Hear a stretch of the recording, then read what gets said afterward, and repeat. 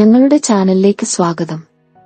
നിങ്ങൾ പാതയായി മാറുന്നതുവരെ നിങ്ങൾക്ക് പാതയിലൂടെ സഞ്ചരിക്കാനാവില്ല. ബുദ്ധൻ.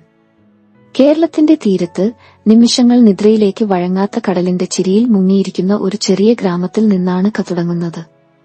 അനന്ത കടലോളങ്ങളെപ്പോലെ അസ്വസ്ഥതയുള്ള സ്വപ്നങ്ങളുമായി നടക്കുന്ന ഒരു ചെറുപ്പക്കാരി. ഗ്രാമത്തിന്റെ അതിർത്തി വരമ്പുകളെ അവളുടെ ചിന്തകൾക്കുള്ള കെട്ടുകളായി അനുഭവിക്കുന്നവൾ. ഒരിക്കൽ തന്റെ അടുത്ത സുഹൃത്തിനൊപ്പം അനന്തക്കടലിൽ നീന്തി മുങ്ങുമ്പോൾ സമുദ്രത്തിന്റെ ആഴങ്ങളിൽ നിന്നും പഴയ മുത്തശ്ശി പറഞ്ഞു കേട്ടിരുന്ന കഥകൾക്ക് പുതിയൊരു ജീവൻ ലഭിച്ചു. ഒരു പുരാതന കഥ, വിദൂരതയിലുള്ള ഒരു ദ്വീപിനെക്കുറിച്ചുള്ളത്.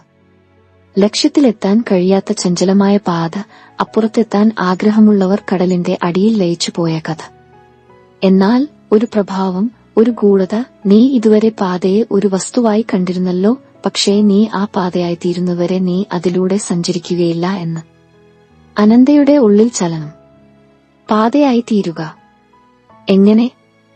അവൾ ഗ്രാമത്തിന്റെ വയലുകളിലും കാടുകളിലും അലഞ്ഞു. പക്ഷികളുടെ പറക്കലിലും നദിയുടെ ഒഴുക്കിലും മരങ്ങളുടെ വളർച്ചയിലും കരിമ്പയുടെ പഞ്ചസാരയിലും ഗ്രാമീണരുടെ അധ്വാനത്തിലും തന്നെ അവൾ കണ്ടു. അവൾ എല്ലാത്തിലും ഒഴുകി ലയിച്ചു, സ്വയം തിരിച്ചറിയപ്പെട്ടു.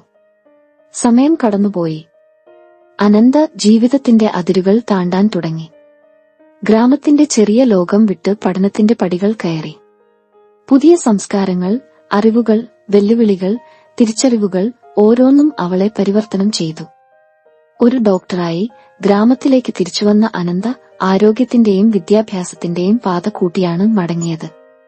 അവൾ പഠിപ്പിച്ചു, സുഖപ്പെടുത്തി, പ്രചോദിപ്പിച്ചു. അവൾ ഗ്രാമത്തിന്റെ പരിവർത്തനമായി. ഒരു ദിവസം തന്റെ കഥയിൽ നിന്നും പ്രചോദനം തേടിയെത്തിയ കുട്ടികളുടെ കൂട്ടത്തോടൊപ്പം അനന്ത വീണ്ടും കടലിൽ മുങ്ങി. ആഴങ്ങളിൽ പ്രകാശം പരത്തുന്ന ഒരു പുതിയ ദ്വീപ്. ലക്ഷ്യമെത്താനുള്ള പാത അവൾ തന്നെ ആയിരുന്നു. കഥയുടെ വിശദീകരണം. ഈ കഥയാത്രയുടെ സാധാരണ രൂപകവ്യവസ്ഥയെ മറികടന്ന് നമ്മൾ തന്നെ പാതയായിത്തീരുന്ന ആശയത്തെ മുന്നോട്ട് വയ്ക്കുന്നു.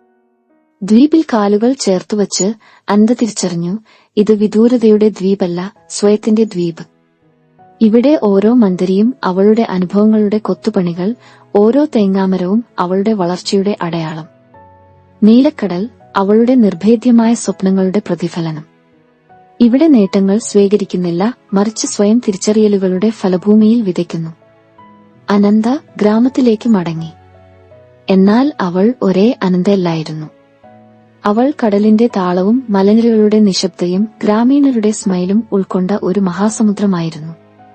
ഓരോ പുതിയ ദിവസവും പുതിയ പാതകൾ, ഓരോ ശ്വാസവും പുതിയ തുടക്കങ്ങൾ. കിളികൾക്ക് പാടാൻ അവൾ മരമായി, പുഴകൾക്ക് ഒഴുകാൻ തടാകമായി, കുട്ടികൾക്ക് സ്വപ്നം കാണാൻ നക്ഷത്രചാപടമായി. കഥ അവസാനിക്കുന്നില്ല, യാത്ര തുടരുന്നു.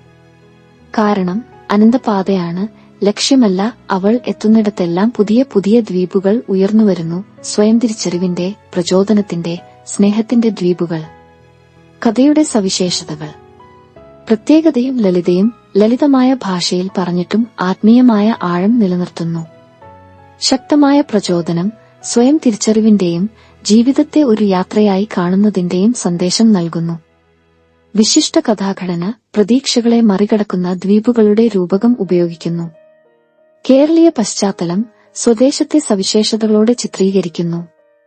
ഈ കഥയിലൂടെ അനന്ത ഒരു പ്രതീകം മാത്രമല്ല, നമ്മളിൽ ഓരോരുത്തരും അനന്തമായ പാതയുടെ ഭാഗമാണെന്ന് ഓർമ്മിപ്പിക്കുന്നു. നമ്മുടെ ഓരോ ചുവടുപടിയും പുതിയ ദ്വീപുകൾ സൃഷ്ടിക്കുന്നു, നമ്മുടെ ഓരോ അനുഭവവും നമ്മെ പരിവർത്തനം ചെയ്യുന്നു. അതിനാൽ നിങ്ങൾ യാത്ര ചെയ്യുന്ന പാതയെക്കുറിച്ച് ചിന്തിക്കരുത്, യാത്രയാകുന്നതിൽ ശ്രദ്ധിക്കുക. കാലം കടന്നുപോയി. അനന്തയുടെ പേര് ഗ്രാമങ്ങൾ കടന്ന് നഗരങ്ങൾ മുറിച്ചെത്തി. അവളുടെ കഥകൾ, സ്വപ്നങ്ങൾ തിരിച്ചറിയാനുള്ള ഉണർത്തുപദേശങ്ങളായി മാറി. ആ കഥകൾ കേട്ട മറ്റു ചില അനന്തമാരും തങ്ങളുടെ പാതകൾ തേടാൻ തുടങ്ങി. ഒരു ദിവസം വേറെയൊരു ഗ്രാമത്തിൽ നിന്നും അനന്തയെ തേടി എത്തിയ ചെറുപ്പക്കാരി. ആ കണ്ണുകളിൽ ഭാവി കാണാതെ ചുറ്റിത്തിരിയുന്ന ഒരു പക്ഷിയുടെ നിരാശ. അനന്ത അവളെ കടലേക്ക് കൈപിടിച്ചു കൊണ്ടുപോയി. ആഴങ്ങളിൽ മുങ്ങി പ്രകാശിക്കുന്ന ദ്വീപിന്റെ സീക്രട്ട് പങ്കുവച്ചു. തിരിച്ചുവന്ന കുട്ടി പുതിയ കണ്ണുകളോടെ നോക്കി. അവൾ സ്വപ്നങ്ങൾ കാണാനും അവയെ നേടാനുള്ള പാത താനാണെന്ന് തിരിച്ചറിയാനും തുടങ്ങി. പിന്നീട് ഒരു നഗരത്തിന്റെ തിരക്കിൽ നിന്നും വന്ന യുവാവ്. അയാളുടെ നെഞ്ചിൽ കെട്ടുകെട്ടിയ കടമകളുടെ ഭാരം അനന്ത തിരിച്ചറിഞ്ഞു. വീണ്ടും കടലിൽ, വീണ്ടും ദ്വീപ്. സ്വതന്ത്രമായി ഒഴുകുന്ന നദിയെപ്പോലെ ചിന്തിക്കാനും ഉള്ളിൽ വിരിയുന്ന പാതകളെ പിന്തുടരാനും അവൻ പഠിച്ചു. ഓരോ ദിവസവും പുതിയ പഥികർ, ഓരോ കഥയും പുതിയ ദ്വീപ്. അനന്തയുടെ ചുറ്റും പ്രചോദനത്തിന്റെ ഒരു മഹാസമുദ്രം രൂപപ്പെട്ടു. അപ്പോഴും അവൾ അതേ അനന്തയായിരുന്നു, പക്ഷേ എല്ലാവരിലും പ്രതിഫലിച്ച്, എല്ലാവരുടെയും യാത്രയിൽ ഒപ്പം നടന്ന്. കഥ അവസാനിക്കുന്നില്ല, കാരണം പാത തുടരുന്നു. യുവജനങ്ങളും വൃദ്ധന്മാരും നഗരവാസികളും ഗ്രാമീണരും ഓരോരുത്തരും തങ്ങളുടെ ദ്വീപുകളെ തേടുന്നു. കടലിന്റെ ആഴങ്ങളിൽ പേരില്ലാത്ത ദ്വീപുകളുണ്ട്, അനന്തമായ സാധ്യതകളുടെ വാഗ്ദാനം മാത്രം. അവിടെയെല്ലാം ഒരു അനന്തയുണ്ട്, നിങ്ങളെ കാത്തിരിക്കുന്നു.